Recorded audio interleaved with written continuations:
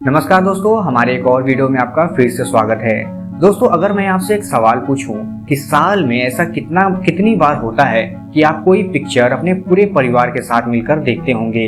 अगर आप अपने दिमाग पर जोर देंगे तो भी शायद एक या दो ही बता पाए, क्योंकि हमारे देश में अच्छी पिक्चर अक्सर बनती ही नहीं है, और अगर बनती भी है तो लोग उसे देखना पसंद नहीं करते।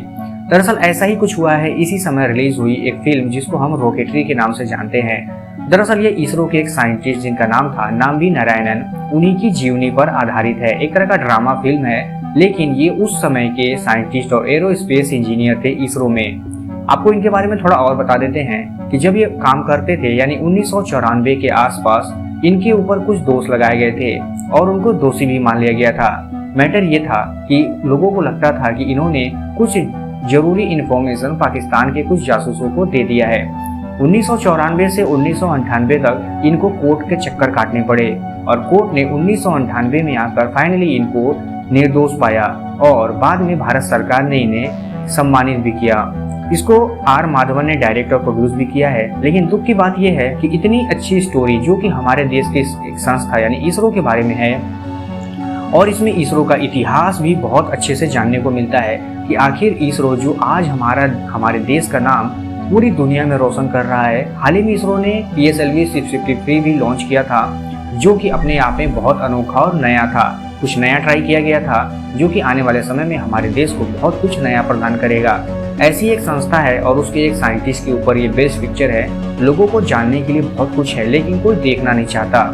अब जरा आप सोचिए कि आज के समय में कितनी भी खराब और नंगी पिक्चरें हों, उनकी कमाई करोड़ों में होती है, लेकिन एक ऐसे हिस्टोरिकल और साइंटिफिक फिल्म जिसको हर इंसान और हर बच्चे को देखना चाहिए, उसकी कमाई सिर्फ 75 लाख रुपए है। अब जरा आप सोचिए कि हमारे देश के लोगों की मानसिकता कैसी है कि लोग लहंगा में आई भूकंप, पता नहीं क्या लहंगा चुली वाले पिक्चर जो होते हैं, ऐसी पिक्चरें दुम दबा कर देखते हैं। यहाँ तक कि रिक्शे वाले भी छुट्टी लेकर पिक्चर देखने जाते हैं और ये पिक्चरें भी करोड़ों में कमा लेती हैं। लेकिन एक ऐसी पिक्चर जो कि हर इंसान को देखना चाहिए, पूरे परिवार के साथ देखना चाहिए ताकि कुछ सीख सके, खासकर इसरो जैसे या DRDO जैसी संस्थाओं के बारे में अगर हो, जिससे कि हमें कुछ सीखने और जानने को मिले, कितनी अच्छी बात है। लेकिन कोई देखना नहीं चाहता। दरअसल मैंने ये पिक्चर पूरा देखा और मुझे ये पिक्चर बहुत अच्छी लगी।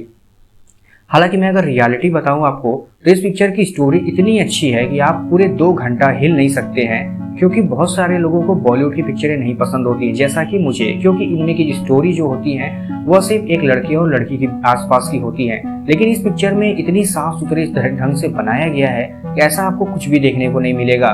सिर्फ इसरो के साइंटिस्ट और उनकी मेहनत ही आपको देखने को मिलेगी।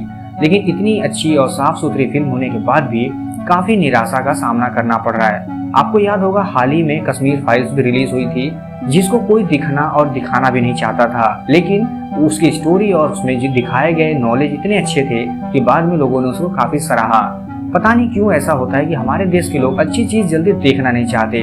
अब जरा आप सोचिए कि हम हॉलीवुड की पिक्चरें तो देखते हैं, बॉलीवुड की फालतू पिक्चरें बहुत देखते हैं, लेकिन अगर साल में 1 या 2 बार कुछ ऐसा हो जिससे हमें अपने देश के बारे में जानने को मिले, इतिहास के बारे में जानने को मिले और कुछ ऐसा जो कि हमारे आने वाली जनरेशन को मोटिवेट कर सके, तो हमें क्यों नहीं देखना चाहिए। अब चाहे आप पृथ्वीराज पिक्चर को ले लीजिए या कश्मीर फाइल को ले लीजिए और रॉकेटरी फाइल को ले लीजिए, ये सारे पिक्चर ऐसे थे जो कि हमें कुछ सिखा के जाते थे। अगर 2 घंटा हम अपने समय का थोड़ा बहुत इधर दे दें और कुछ बदले में सीख ले तो क्या बुराई है। दोस्तों, हालत तो बहुत खराब है इस पिक्चर की, लेकिन मैं आप सबसे रिक्वेस्ट करूंगा कि अगर साल में 1-2 बार ऐसी पिक्चर्स आती हैं तो आप उसे जरूर देखें। और विश्वास करें, मैंने ये पिक्चर पूरा देखा है और मुझे बहुत अच्छा लगा कि इस तरह की पिक्चर भी बॉलीवुड में बन सकती हैं।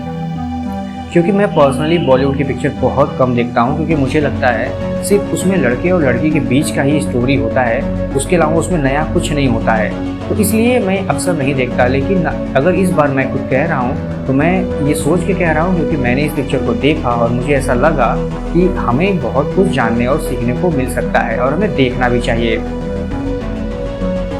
मुझे पता है दोस्तों कि आप में से बहुत सारे लोग ऐसे होंगे जो अभी भी सोच रहे होंगे कि ये पिक्चर कैसी होगी, क्या हमारा समय तो बर्बाद नहीं हो जाएगा।